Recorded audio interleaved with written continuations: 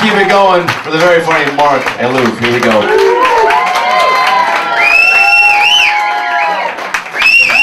Shout out, it's Fat Tuesday!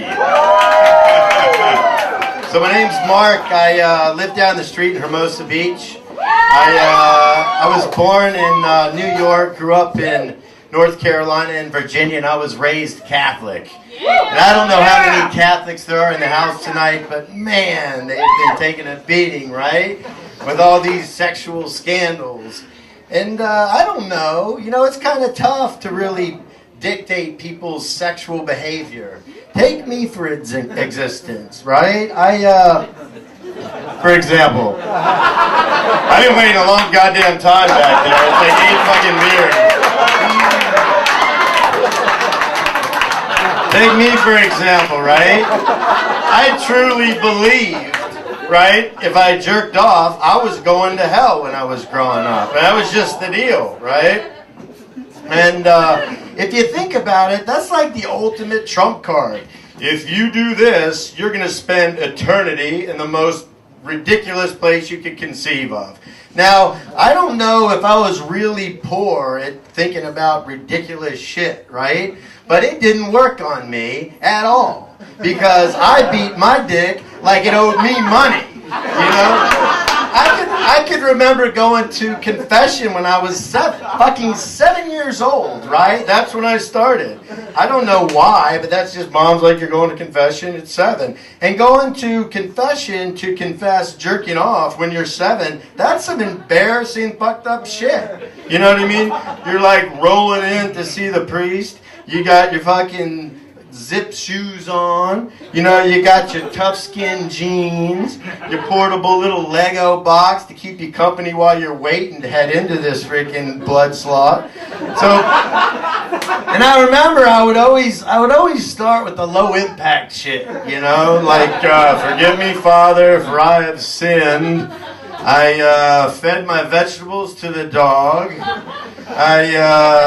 I cut the hair off of my sister's Barbie. I made my brother drink toilet water. And I jerked off 15 times since my last confession.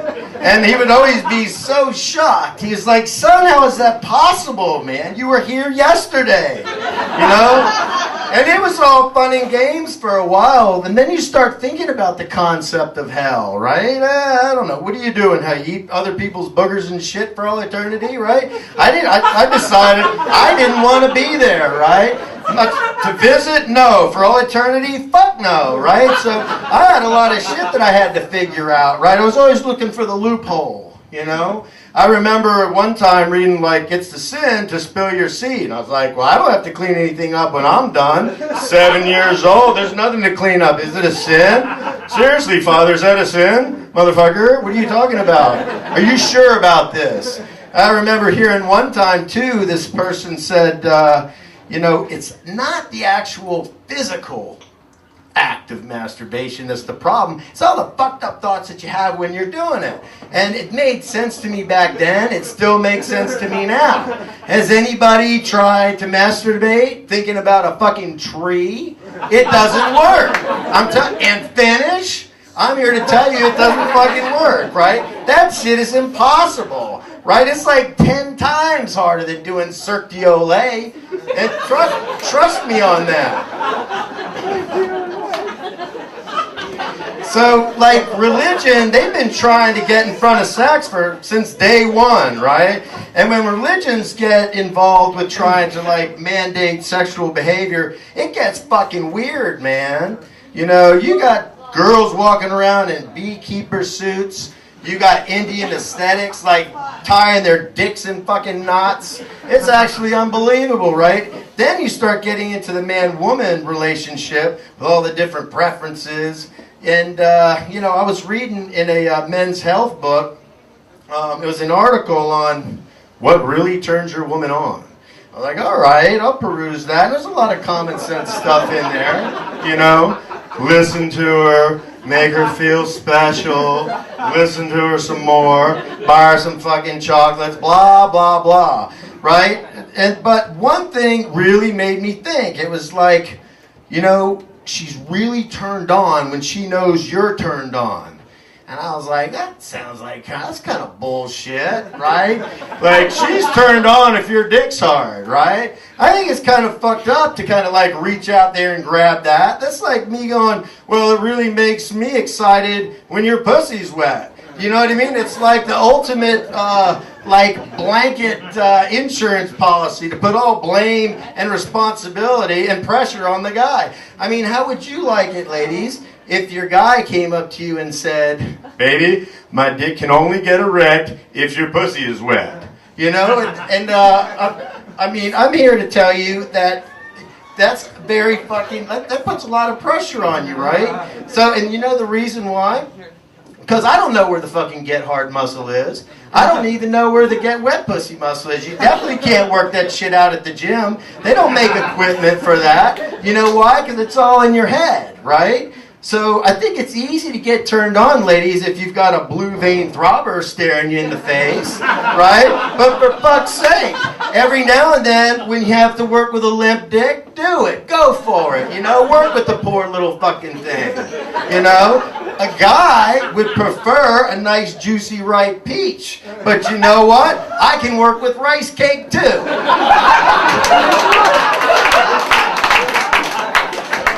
So speaking of limp dicks, right? So my girl is like, Mark, I think it's time you go for a physical. And you know what you should do is make sure that they check your prostate. I was like, baby, what the fuck? You know, check my prostate. What's that all about? She said, well, I read that, you know, sometimes if there's difficulty performing, it might have to do with a problem with the prostate. I was like, all right. It was like fucking 2 times, you know, last month. But all right, I'll sign up for this bullshit. I'll head in there. And I don't know if anybody's had a prostate exam lately, but that's some fucking embarrassing shit right there, right? You roll into an examination room, it's colder than shit. It's like -2 degrees in there. Then they tell you to take off your clothes, and they hand you this paper fucking robe, right? So there you sit. Usually it's not such a bad thing either. If a woman tells you to take off your clothes and put on this robe, that's not so bad. But when she pulls out a tube of lube and a goddamn like a rubber glove and slaps it on the counter, you start staring at that shit. She walked out of the room and the door shut, and I felt like a death row inmate. You know, sitting there staring at a tube of lube. You know, I had visions of Deliverance and fucking Pulp Fiction and ball gags going around in my head like a pack of wild dogs. By the time that doctor came in, I was broken. It was like I'd gone through a week of waterboarding underneath Guantanamo Bay. So the doctor comes in and he's like, says, son, what are you doing here? I noticed you're talking about a prostate exam. And it seems like a little premature. You're only 40. And I was like, well, I don't know. I had some problems last week performing, and my girl wanted me to come in here. It's like, all right. So we start going down the questions. You know, we had to do blood work. He's started asking me questions about my past. Then he finally got to something that I always kind of skirt around this shit. I've been a single guy for a long time. And basically that means, you know, you drink a shit ton, you go out to dinner, and you come home. And like drinking to regular people versus single people, it's different for fuck sure, right? So, but I'm not gonna lie to this dude. He's a doctor. He's out for my best interest. So son, how many drinks do you have? You know, on a typical week. And I said, well, fuck. I started doing the math. I go out 5 times a week, and I have an average of about 20 drinks. So that's about 100 drinks. About 100 drinks a week, doc. He's like, what the fuck is wrong with you, man? That's ridiculous. Are you a fucking rock star or something? I was like, no, man. No. I'm just Mark. Then he goes, son, I'm not convinced that you've got a prostate problem. Have you considered the fact that you have whiskey dick?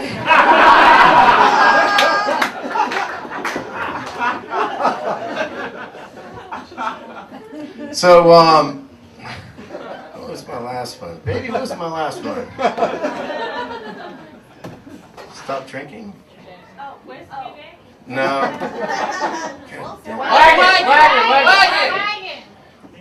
Oh, okay.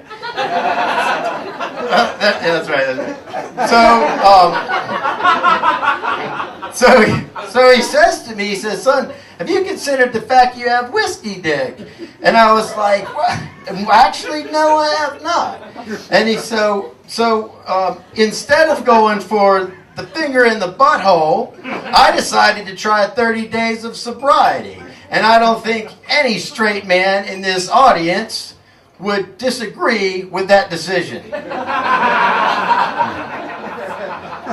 I think that's all I got. Thank you.